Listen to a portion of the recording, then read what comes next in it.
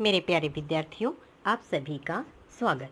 बच्चों, दुआ प्रार्थना का कोई रंग नहीं होता है, पर जब ईश्वर इसे स्वीकार करते हैं तो मानो पूरी जिंदगी में खुशियों का रंग भरते हैं। बच्चों, सबके लिए दुआ करो, सबके लिए प्रार्थना करो और ईश्वर उसे कबूल करे, सबका भला हो। इसी अच्छे विचार के साथ हम आगे बढ़ते हैं। पाइथागोरस प्रमेय प्रकीर्ण प्रश्न संग्रह 2 में हम अगला सवाल लेते हैं, 15वां। इसमें क्या दिया है और हमें क्या ज्ञात करना है, चलो फटाफट जान लेते हैं। समलंब चतुर्भुज ABCD में रेख AB, अच्छे से हम आकृति किताब में दी हुई है, कुछ रचना हमने की है आवश्यकता के अनुसार। तो क्या क्या दिया है? AB समांतर DC, AB भुजा समांतर, क्योंकि ये समलंब है तो दो भुजाएं आपस में समांतर है। BD लंब AD और क्या है? BD लंब AD, यानी ये जो त्रिभुज दिख रहा है इस तरफ, ये समकोण त्रिभुज है और AD लंब AC लंब BD, यानी ये भी एक समकोण त्रिभुज है। दोनों समकोण त्रिभुज का एक ही कर्ण है, यानी कि ये दोनों त्रिभुज सर्वांग सम है, ऐसा हम देख सकते हैं, एक ही।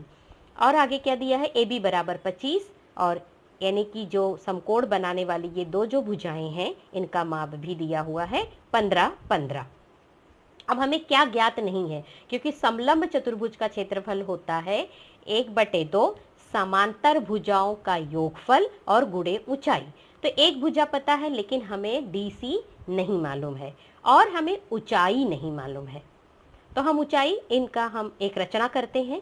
तो बच्चों, हमें क्या निकालना है? DC का मान निकालना है और हमें ऊंचाई, अगर एक भी ऊंचाई हमें प्राप्त होती है तो किसी भी, तो दोनों ऊंचाई हमें मिल जाएगी, यानी कि यह दोनों समांतर रेखा के अंदर अगर हम कोई ऊंचाई खींचते हैं तो वह समान ही होती है, क्योंकि समांतर है तो कहीं से भी कोई रेखा खींचो वो क्या होगी?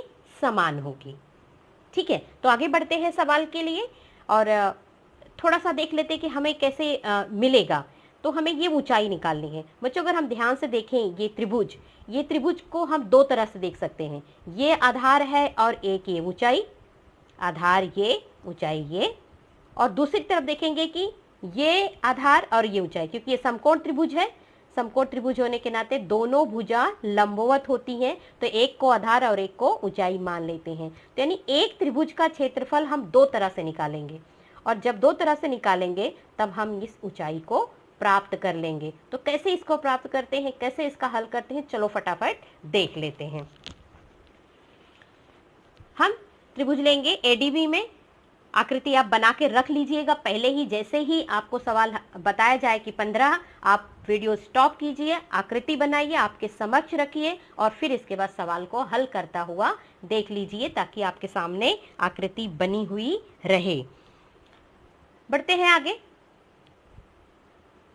पाइथागोरस प्रमेय से, क्योंकि ADB एक 90 अंश यानी समकोण त्रिभुज है। AB का वर्ग बराबर AD का वर्ग प्लस BD का वर्ग।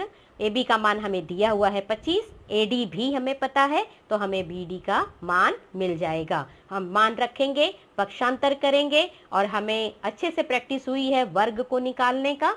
हम वर्ग का मान ज्ञात करेंगे। 25 का वर्ग 625, 15 का 225, और कितना हो गया?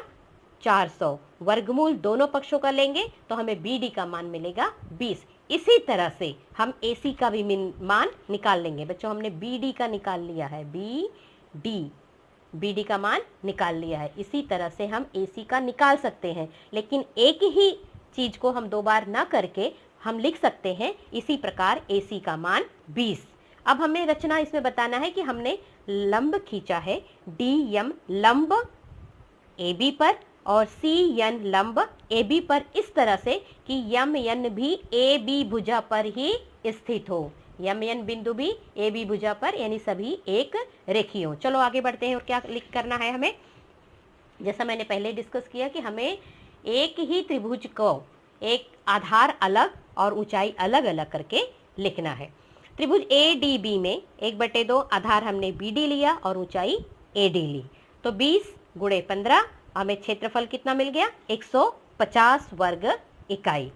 आगे बढ़ते हैं। अब हम आधार लेंगे AB और ऊंचाई लेंगे DM, क्योंकि हमें DM निकालना है, DM हमें पता नहीं है।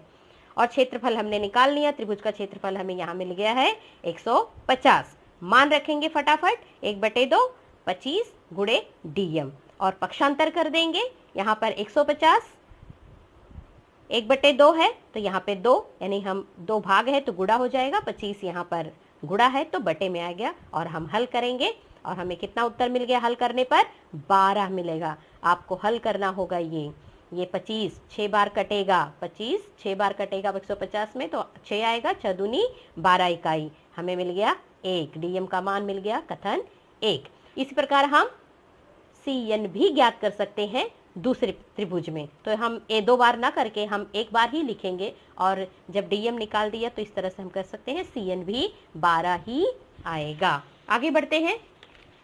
अब हमने ऊंचाई ज्ञात कर ली है। अब हमारा मुख्य उद्देश्य क्या निकालना है, DC। हमें क्या निकालना है, DC, क्योंकि हम DM यानी ऊंचाई हम प्राप्त कर चुके हैं। अब हमें निकालना है DC। चलो देखते हैं कैसे निकालते हैं। DC के लिए एक बार देख लेते हैं कि DC कैसे निकलेगा। AM और NB ये हमें 2 छोटे पाइथागोरस प्रमेय से हम AM निकाल लेंगे, उसी तरह से NB मिल जाएगा। जब हमें AM और NB मिल जाएगा तो पूरी भुजा में से हम इन दोनों को निकाल देंगे तो हमें दूरी मिलेगी MN की। अब जब MN मिल जाएगा तो DC भी मिल जाएगा, क्योंकि ये समांतर है, ये समांतर है, ये लंबवत है, तो हम कह देंगे कि DCNM एक आयत है। ठीक है, तो चलो फटाफट हम DC यानी MN निकालते हैं। MN के साथ साथ हमें DC मिल जाएगा।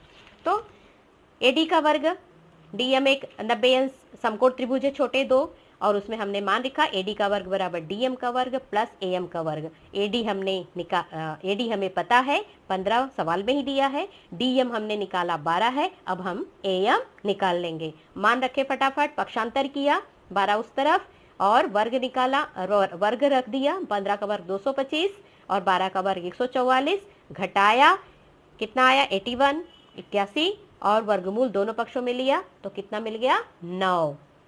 अब आगे बढ़ते हैं। इसी प्रकार हम ज्ञात कर सकते हैं BN बराबर 9 इकाई। दोनों छोटे समकोण त्रिभुज जो हमारी आकृति में है BN, यहाँ पर हमें BN भी मिल गया और AM में, और फटा से हम MN निकालते हैं। तो AM plus MN plus NB, क्योंकि एक ही रेखा पर है तो तीनों रेखाखंडों का योगफल बराबर होगा AB। सभी बिंदु एक रेखी हैं।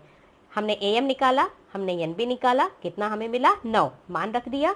MN बराबर 9 दूनी 18, पक्षांतर किया 25, MN मिल गया 7।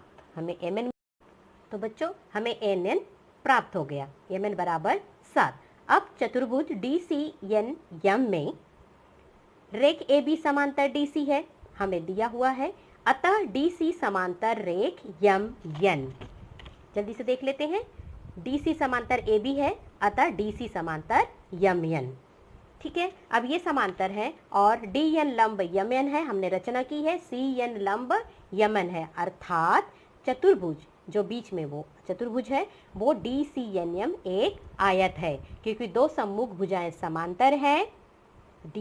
और लंबवत जो हमने खींचा है, जो भी लंब ऊंचाई होती है वो भी आपस में समांतर होती है। लंब है अर्थात दोनों कोण 90-90 के हैं। जब ऐसी परिस्थिति होती है तब हम उसे एक आयत मानते हैं। तो हम ये कह देंगे कि DCNM एक आयत है, सम्मुख भुजाएं समान होती हैं, इसलिए DC बराबर MN। कितना मिल गया बच्चों हमें 7। अब हमें DC भी मिल गया और A भी हमें ज्ञात ही था, हमने ऊंचाई भी ज्ञात कर ली है। तो अब हम जल्दी से फटाफट समलंब चतुर्भुज का क्षेत्रफल ज्ञात कर लेते हैं। समलंब चतुर्भुज का क्षेत्रफल बराबर 1/2 समांतर भुजाओं का योगफल गुणे ऊंचाई, 1/2 AB धन CD दोनों समांतर भुजाएं गुणे DM हमने निकाल लिया है। AB का माप 25 है, CD का 12, दोनों को जोड़ के मिला हमें 32 और ऊंचाई है 12। 32 6 से काट दिया तो 32 गुणे 6, हमें उत्तर कितना मिल गया बच्चों 192, 192 वर्ग इकाई। इस प्रकार हमें एरिया ऑफ चतुर्भुज ABCD प्राप्त हो गया। फटाफट से एक खाली सारे सवाल को एक साथ में देख लेते हैं बच्चों, ताकि आपको उत्तर लिखने के लिए आसानी हो।